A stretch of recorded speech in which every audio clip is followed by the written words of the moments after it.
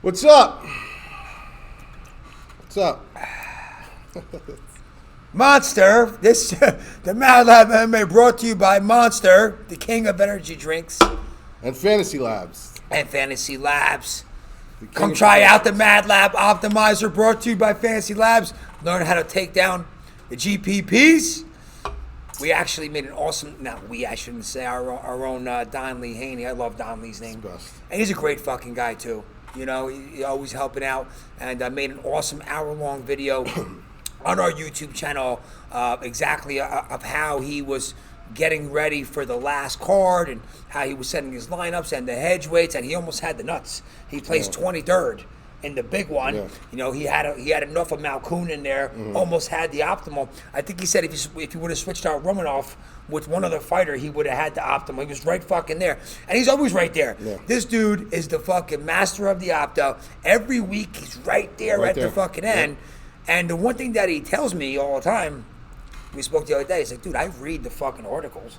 He's like, and I read what Lab said. Lab said, hey, you know, ARAs, they have a favorite, but this guy Malkoun, there is paths for victory for him here, and if he gets on his hips, and that's what happened. Exactly what he did. Exactly what he did. So he played him a little bit more than even you said because he read your article, and he played enough of Malkoun. That's the whole thing, guys. That's right? Like, you got to remember, it's almost like reading a contract, bro. You got to read the entire contract. So when I write these things, I'm not just writing them to say, hey, listen, guys, I wrote a 15,000-word article. It's there for you guys to read, for you guys to absorb, because I'm basically taking my mind, I'm putting it on paper for you guys. So, you know, with the Malkoun and the ARA fight, was I high on ARA? Yeah, everybody was.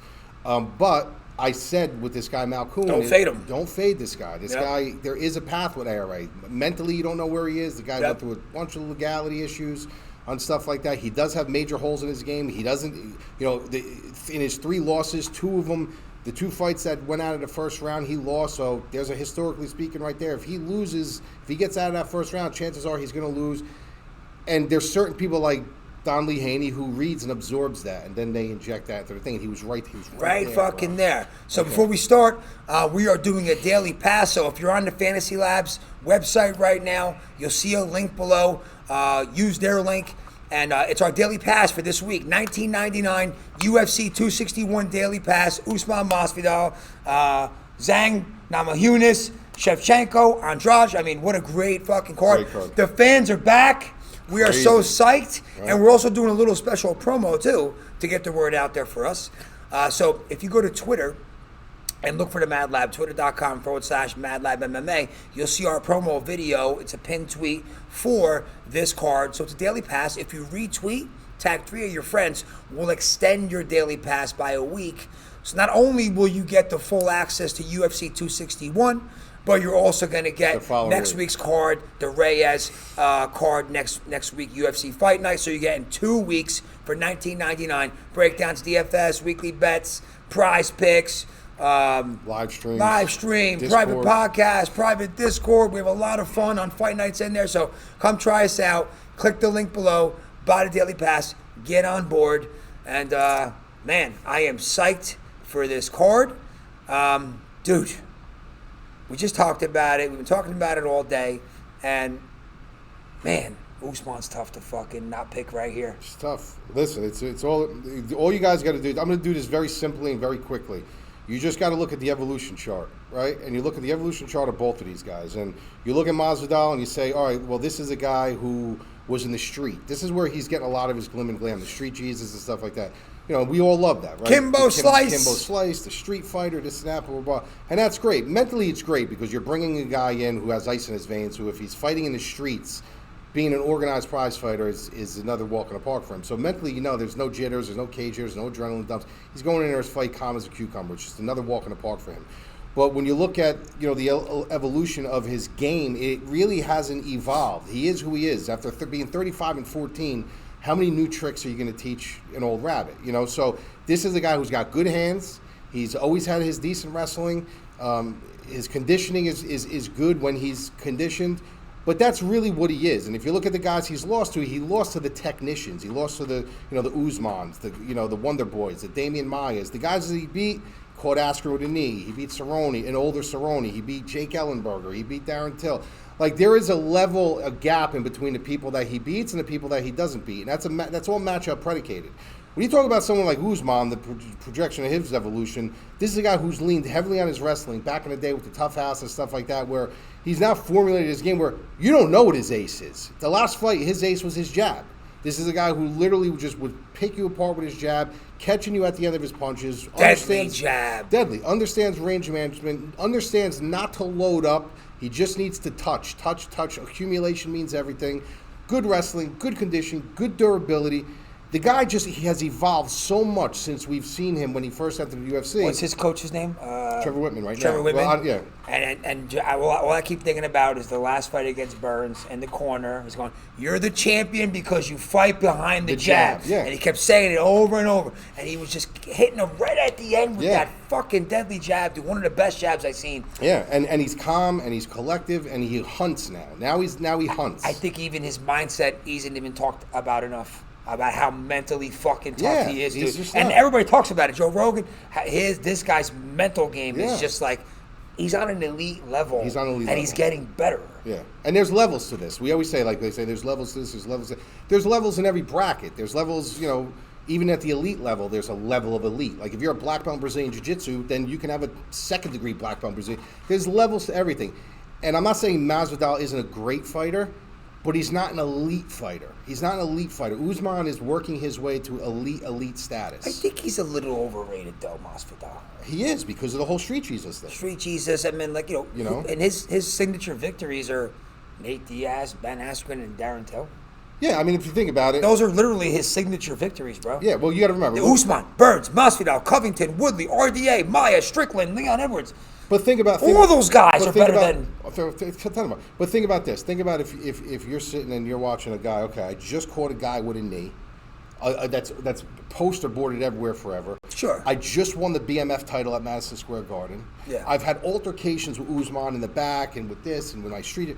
So right now he's on this publicity high right now, which he deserves because I mean, listen, he's still got to go in there and do your damn thing. But at the end of the day, it's inflated with Masvidal. He's a good fighter. He's a very, very good fighter. I like him. He's a great guy to root for. But I don't want to sit here and say I don't like him, but let's just be real. But when you open up the toolbox and you go tool for tool, he ain't got the fucking tools that Usman has. Nope. He just doesn't. So when you look at it from even a DraftKings perspective, when you look at the, Usman, 100-plus points, 7 of 10 times, with his highest one being 194 against RDA. He's a fucking scoring machine. He's a scoring machine when he wants to be. Yeah. When he wants to be. He's a scoring machine. Masvidal, $6,800, 100-plus points, 5 of 10 times. His biggest one was Askren because he got the bonus, with the knee. But what are you going to do when the guy is pushing you back and he's constantly leeching on your hips and he's testing your conditioning? I know Masvidal's going to do. He starts to smile. He starts to fucking try to get his underhooks, and he makes it sound like, you're right. When people smile in the cage, it means they're having a problem. Of course. That's what it means. And you're going to notice that. It's amazing that everybody knows that, and people still continue to do it. They continue to do it. Same thing with boxing. Yeah, same thing. They'll nod their head. They'll be like, yeah, they'll laugh. Yeah. It's like the most easiest no to tell that you hurt the guy or he's frustrated. Masvidal's going to get tricky in the first 2 rounds. He's going to have to. That's because that's really the only path he has to win, in my opinion. He's not going to out-grapple him. He's not going to out-pressure him. He's not going to outwork him. He's not going to out-wrestle him. He's going to have to catch him. It's the only way. And he can be caught because, let's face it, Gilbert Burns almost knocked him out. We had a big scare with the Gilbert Burns fight, twice. He did catch him in the first. He wobbled him. But Masvidal isn't the type of fighter that's going to load up like that. Yeah. He is a little bit more polished with his striking. He's going to try to, match him. And I just don't think he's going to be able to. I think the first couple rounds may be a little interesting, but I think as the fight goes on, Usman's going to start drowning him. I think so, too. You got a huge line here, minus 420. I know you don't agree with it. Usman does deserve to be a heavy favorite. Minus 420 is a little absurd. Yeah. Where do you think the line really should be? I mean, I'd be okay with minus 300. Minus 420 is a little high. I think it's going to come down, though. I think so, too. I think the casual bettors, the people that are watching this, because it's kind of a casual-friendly card, too, 3 title fights. I think the casual brothers will bring it down a little bit. Let me ask you a question. So we didn't talk about this before. So it's minus 420 now. Let's say it starts coming down. Let's say it comes down to under 300. Under 300, I hit it. Would you lay the wood at minus 280, minus 290? Yep. Yeah, right? Yep. Just not over minus 300. No. All right. So as of right now, we're laying off. Yeah, it's not going to go that low. No, I know. But I'm saying that would be a big fucking if it ever movement. did go, if it went to minus 280, I would hit it, of course. Yeah, but as of right now, we're laying off. And then we also, me and Lab discussed, everybody's thinking Usman by decision, but, Labs sniffing out a possible finish Yeah, here. I wouldn't. The guy's go- trying to prove, always the chip on his shoulder. Yep. Right? Listen, I think it's if you're talking historically speaking, Sure. with the durability, it's a good bet. But I'm not willing to lay that because you got a guy now who is so enthralled with getting respect on his name. He wants to put a punctuation mark on this fight, and I think he's going to go in to try to finish. And I think Usman, if you're at an elite level, you have the ability to do it. I think so. So I wouldn't touch a prop on this. I wouldn't touch under 4.5. I wouldn't touch over 4.5. I wouldn't touch a knockout. Maybe tie him into a parlay. I would tie him into a parlay if anything. All right, and then we're talking about DraftKings here. Usman, 9,400. But I mean, you said it. The guy's a fucking scoring machine when he wants to be. Yeah. You know, the value's there. The value's there. Right? Yep. You gotta get a piece of the main event. Yep. You gotta get a piece of Usman. Yep. Don't fade Masvidal Okay. completely, but You if gotta you're have setting something. 10 lineups and you gotta get a piece of it in every one, what's the hedge? For me, 7-3. 7 Usman, 3 Masvidal. I'm personally probably going to do 8-2. I really believe that Usman is just on another level than Masvidal.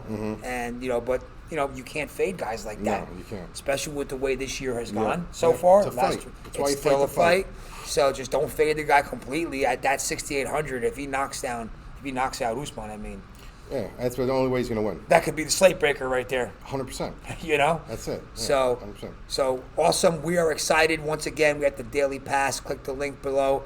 Use the promo code, or just click the link below. It'll go to the homepage where you can buy a daily pass. Make sure you go to Twitter though and get the extension. Right, just retweet, tag 3 friends. 2 weeks. You get 2 weeks for $9. $19.99. $9 a card. Basically $9.99 a card. You can't beat that. We're excited.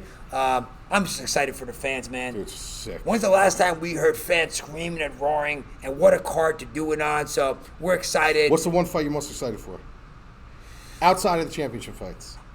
Outside of the championship fights, I tell you, I really like the fucking Anthony Smith too, bro. fight. That's the the fight. Jimmy Crute fight, That's right? the fight, yeah. I really like that. I love Anthony Smith. Yeah, that's the fight I want The to more see. you got me on him a couple years ago, then I watch his interviews. I think he's a cool motherfucker. He's cool. Yeah, he's a relatable guy. Relatable guy. Even in his interviews, I like the way he talks. He's just cool. And I think that, me and Lab discussed earlier today, it looks like maybe the UFC is trying to push him out a little bit, but he's, putting him against Well, let me tell you Crute. something. Jimmy Crute's a beast. Yeah, no, I know. But you don't use Anthony Smith as a measuring stick. Right. So that's a fight where you're like, what are they trying to do here? It's all, and know? Anthony Smith's smart enough to know Realize that, of course. Realize that. Yeah. I'm not going to let this fucking kid walk away. I ain't going to be the guy To let him the walk stepping off. stone. Yeah, exactly. You know what I mean? So it's like, what are they doing? Anthony Smith is still a good fighter. Jimmy Crute's coming up. Why would they do that to Jimmy Crute? And why would they do that to him? What are they trying to do?